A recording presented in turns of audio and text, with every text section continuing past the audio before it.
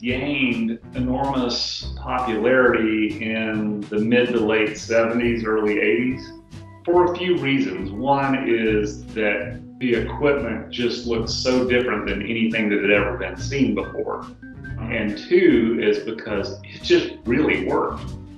And I think people were used to doing exercise in a way where just a small subset of people seemed to produce any sort of results. And I think Arthur Jones was probably the first man that approached exercise from a first principles basis and actually understood that exercise really didn't directly cause anything to happen in the body,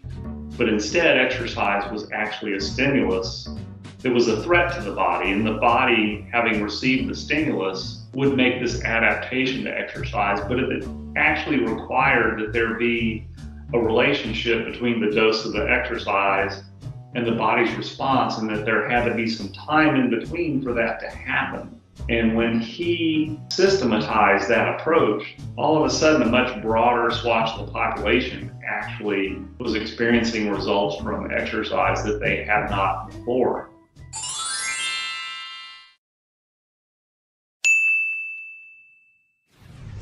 And everything that proceeded from that point in time forward to the time where I started training clients and when we wrote the book was just a refinement of that process, because what we started to understand is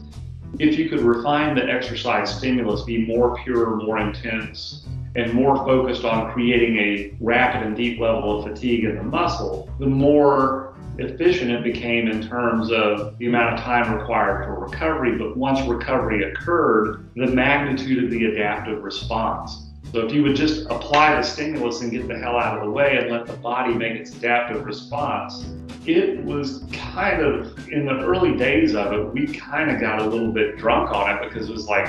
shooting fish in a barrel. And before it was, people were training 3 times a week, but we started to figure out, like, if you waited a little bit longer, the vast majority of the population, the results would be disproportionately better. So we started to realize it wasn't just the exercise and how you could deliver the intensity and the quality of the equipment and the training, but just really having the discipline to give the body enough time